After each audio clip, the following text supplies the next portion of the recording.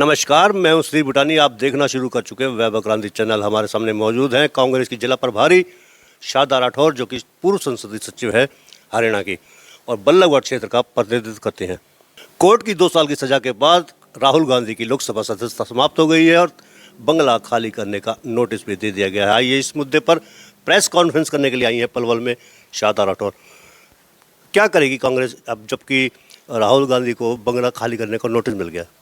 देखिए, उन्होंने तो इस बात को सहर्ष स्वीकार किया है कि I will abide by the law, मैं बंगला खाली कर दूंगा। बंगला उनके लिए बहुत महत्व नहीं रखता है, उनके लिए महत्व रखता है इस देश में लोकतंत्र को जिंदा रखना, संविधान को जिंदा रखना।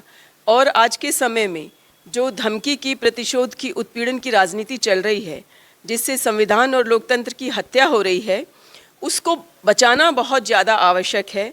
और राहुल जी ने यही कार्य किया। अडानी जी ने जो 20,000 करोड़ रुपए का घोटाला किया और उनकी ही कंपनियों के द्वारा वो पैसा उनके पास आया, उनके ही इकाइयों के द्वारा जो उनके एफडीआई के माध्यम से पैसा आया, तो राहुल जी यही पूछ रहे थे कि वो पैसा किसका है। तो इस बात पर सरकार जवाब देने को तैयार नहीं है। सारी विपक्षी पार्टियां कह रही हैं कि जेपीसी का गठन कीजिए, जांच करवाइए। जेपीसी से क्यों घबरा रहे हैं? तो राहुल जी बार बार यही सवाल कर रहे हैं कि वो पैसा किसका है। अडानी जी के और मोदी जी के क्या रिश्ते हैं? मोदी जी अडानी जी को कितनी बार विदेश में अपने साथ लेकर गए हैं? और अडानी जी ने भारतीय जनता पार्टी को चंदे के रूप में आज तक कितना पैसा दिया है? तो इन्हीं सवालों से घबराकर लोगों का ध्यान डाइवर्ट करने के लिए एक ऐसा मामूली सा केस सूरत में डाला गया जो सूरत की घटना ही नहीं थी। ये घटना तो कर्नाटक के कोलार डिस्ट्रिक्ट की थी। वहाँ 2019 में जो कहा गया, उसकी शिकायत भाजपा के एक विधायक पूर्णेश मोदी ने सूरत में की। और ये प्रारंभिक रूप से ये केस बनता ही नहीं है, क्योंकि शिकायतकर्ता के बारे में तो राहुल गांधी ने कुछ कहा ही नहीं। शिकायतकर्ता का तो नाम ही नहीं है उनके वक्तव्य में। उन्होंने तो महंगाई, बेरोजगारी और भ्रष्टाचार पे बोलते हुए कुछ वित्तीय घोटालेबाजों को, वित्तीय अपराधियों को चोर कहा और उसको मुद्दा बनाकर निचली अदालत ने राहुल जी को तुरंत दोषी ठहराते हुए अधिकतम 2 साल की सजा दे दी। क्या जल्दबाजी थी? सीआरपीसी की धारा 202 को भी दरकिनार किया गया और 24 घंटे के अंदर अंदर सदस्यता रद्द कर दी गई। उनका बंगला खाली कराने के लिए नोटिस दे दिया गया। तो ऐसा कहाँ का कानून है कि आप बिना जांच किए ही फैसला सुना दो और इतनी जल्दबाजी में सदस्यता रद्द कर दो, जबकि भाजपा के कई नेताओं के इस तरह के मामले कोर्ट कचहरियों में लंबित पड़े हुए हैं। उनकी सदस्यता आज तक रद्द नहीं हुई है। 3-3 साल के केस जिनको हो गए हैं, 3-3 साल की सजाएं जिनको हो गई हैं, उन केसेस में भी सदस्यता रद्द नहीं हुई है। तो राहुल जी देश के विपक्ष के सर्वोच्च नेता हैं, उनके मामले में इतनी असंवेदनशीलता और इतनी जल्दबाजी क्यों दिखाई गई, ये हमारा सवाल है। और मोदी के बारे में ज़बान क्यों नहीं खोली जा रही है, कोई जवाब क्यों नहीं दिया जा रहा है? जब संसद में राहुल गांधी जी बोलते हैं तो उनकी आवाज़ को म्यूट कर दिया जाता है, ये पूरा देश देखता है। और जब राहुल गांधी जी के खिलाफ नारे लगते हैं तो आवाज़ चलती रहती है।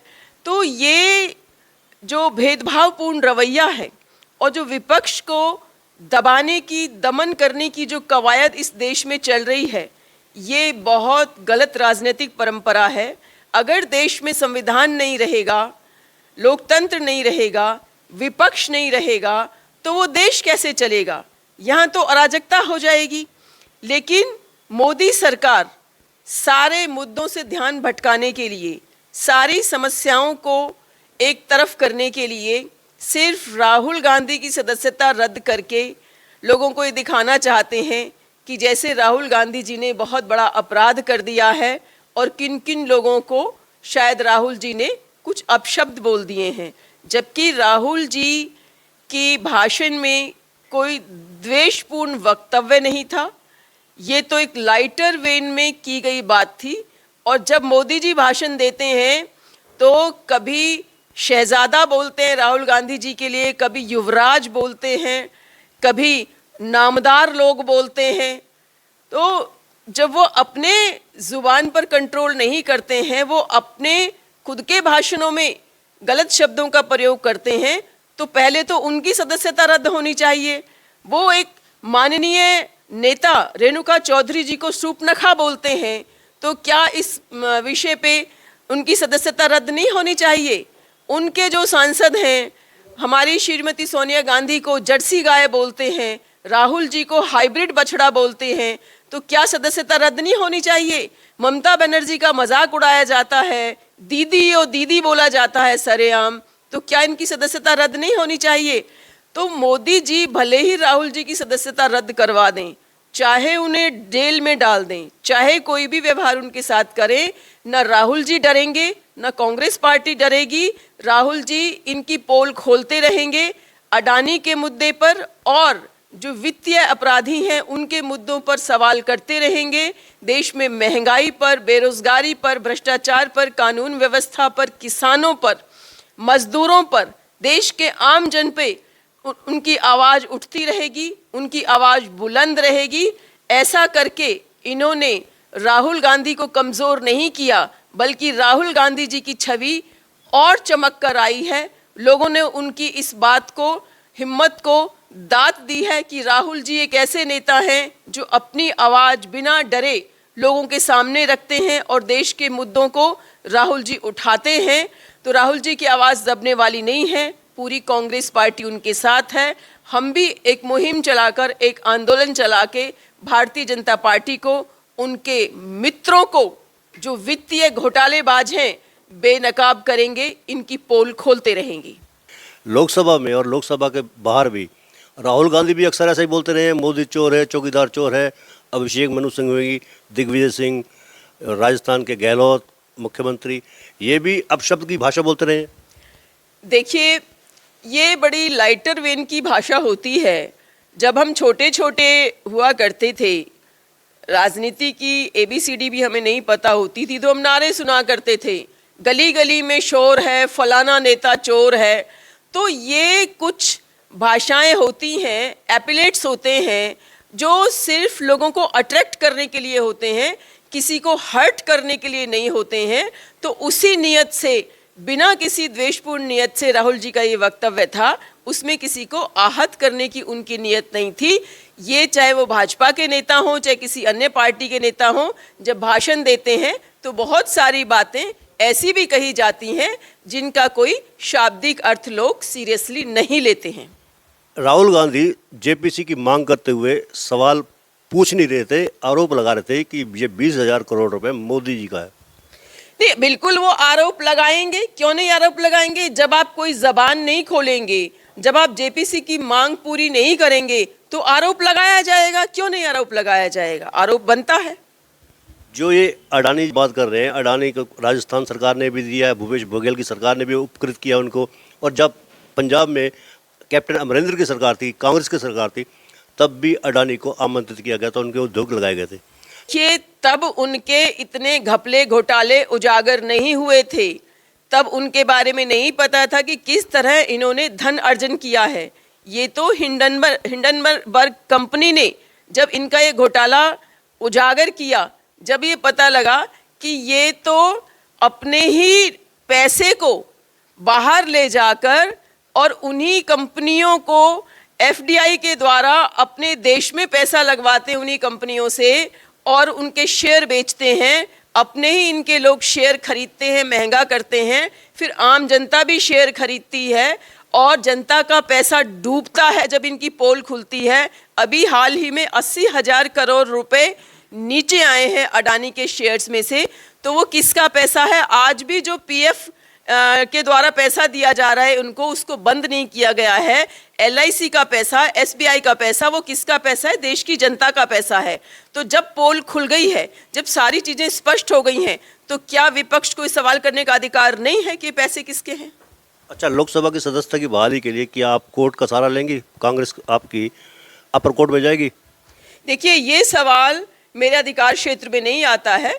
हमारे बहुत बड़े बड़े नेता हैं, पूरी पार्टी है, ये सवाल उनके अधिकार क्षेत्र का है, तो इसके जवाब में मैं नहीं बोलना चाहूँगी। आपकी पार्टी के दिग्विजय सिंह नेता हैं, उन्होंने बर्लिन जर्मनी के धन्यवाद को लेकर कहा है कि उनका बहुत बहुत धन्यवाद, उन्होंने हमारे लोकतंत्र के बारे में सोचा। केंद्रीय कानून मंत्री रिजिजू ने कहा कि ये भारत की लोकतांत्रिक व्यवस्था के खिलाफ है, कांग्रेस हमेशा देश विरोधी बात करती है। नहीं, अगर कोई ठीक बात कह रहा है और उसका धन्यवाद किया जाता है तो किरण रिजिजू को तकलीफ होती है।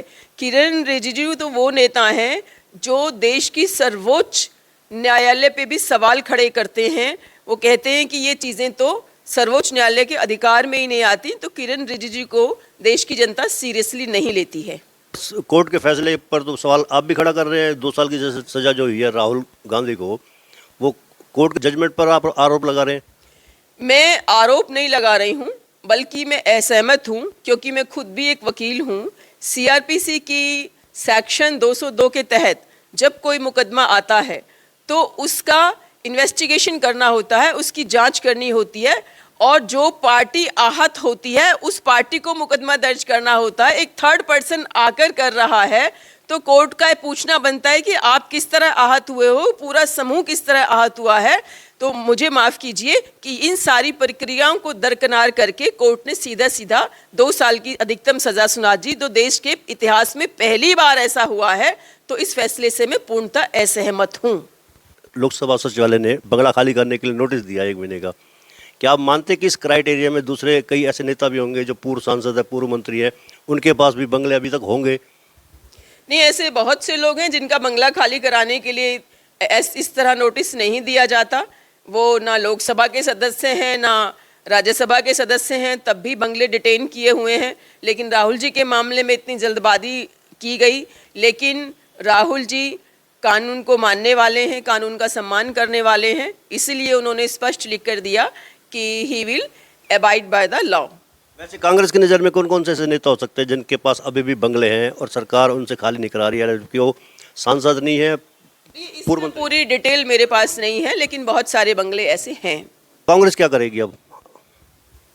कांग्रेस तो हमारा जो सर्वोच्च हमारे नेता हैं दिल्ली में बैठे हुए हैं, स्टीयरिंग कमेटी है, हमारे माननीय अध्यक्ष मल्लिकार्जुन खड़गे हैं, माननीय सोनिया गांधी जी हैं, अन्य हमारे सीनियर नेतागण हैं, वो मिलकर फैसला करेंगे। तो अभी तक कुछ ऐसी रूपरेखा बनी है कि जो प्रदर्शन आंदोलन किए जाएं धरातल पर? नहीं, बिल्कुल वो रूपरेखा बन चुकी है। मैंने प्रेस कॉन्फ्रेंस में भी कहा है कि हम इस मुद्दे को छोड़ेंगे नहीं। ये अन्याय हुआ है, देश के लोकतंत्र की हत्या हुई है, संवैधानिक संस्थाओं का दुरुपयोग हुआ है। जब विपक्ष ही नहीं रहेगा तो कैसे संविधान और लोकतंत्र जीवित रहेगा, कैसे ये देश चलेगा? तो हम जरूर धरने प्रदर्शनों के माध्यम से, हम नुक्कड़ मीटिंग्स के माध्यम से, हम जलसे जुलूसों के माध्यम से और डोर टू डोर जाकर इस मामले को जनता तक पहुंचाएंगे और इसका पुरजोर विरोध करेंगे। बस एक आखिरी सवाल है, वो कांग्रेस के संगठन से जुड़ा हुआ है और जिले की प्रभारी भी हैं। इस सवाल को पूछना मेरे लिए बहुत ज़रूरी है। बिना संगठन के आप लड़ाई कैसे करेंगी, जबकि आपका जिला और विधानसभा क्षेत्र में भी संगठन खड़ा नहीं हो पाया है? देखिए, कांग्रेस की दुकान में बहुत सौदा है और बिना संगठन के हम 31 सीटें ला सकते हैं, तो अभी जल्दी संगठन खड़ा हो जाएगा। तो फिर आप अंदाज़ा लगाइए कि हमारी सीटें 70 तक जाएंगी और हमारा संगठन जल्दी ही आपको मिलेगा। और ये भी आप वह सवाल कर रहे हैं जो मेरे डोमेन में नहीं आता, मेरे अधिकार क्षेत्र में नहीं आता। हम इसलिए पूछ रहे हैं, हालांकि वैसे अधिकार क्षेत्र में आपके नहीं है या नहीं है, क्राइटेरिया में आता नहीं आता, कॉम्पिटेंट है या नहीं है वो अलग बात है। बिना सेनापति के जिले के आपका जिला कार्यालय बनकर लगभग तैयार सा हो गया है। उदयवान जो प्रदेशाध्यक्ष है उनकी कोठी पर कांग्रेस का जिला कार्यालय तो तैयार हो गया, लेकिन कांग्रेस का जिला अध्यक्ष अभी तक नहीं बन पाया। इसके लिए क्या कहेंगे आप कांग्रेस नेताओं को? लेकिन हमें आधिकारिक सूत्रों से यही पता लगा है कि बहुत जल्दी हमारे संगठन की घोषणा होने वाली है। तो ये थे हमारे बीच में पूर्व संसदीय सचिव शारदा राठौर, जो जिला कांग्रेस की प्रभारी भी हैं। आज मीटिंग करने के लिए आई थी और प्रेस कॉन्फ्रेंस की है उन्होंने राहुल गांधी के मुद्दे पर। उन्होंने साफ स्पष्ट शब्दों में कहा कि राहुल गांधी से भले ही संसद सदस्यता छीन ली जाए या बंगला छीन लिया जाए, कांग्रेसी डरने वाले नहीं है। नीचे जो आप देख रहे हैं यूट्यूब चैनल, इसको आप लाइक करें, सब्सक्राइब करें, कमेंट बॉक्स में जाकर एक प्रतिक्रिया दें। इस लिंक को ज़्यादा से ज़्यादा शेयर भी कर दीजिए। हालांकि अक्सर लोग करते नहीं हैं, लेकिन उनमें से एक आप नहीं होने चाहिए। आपको सहयोग करना चाहिए वोकल फॉर लोकल की। धन्यवाद। जय हिंद, जय भारत।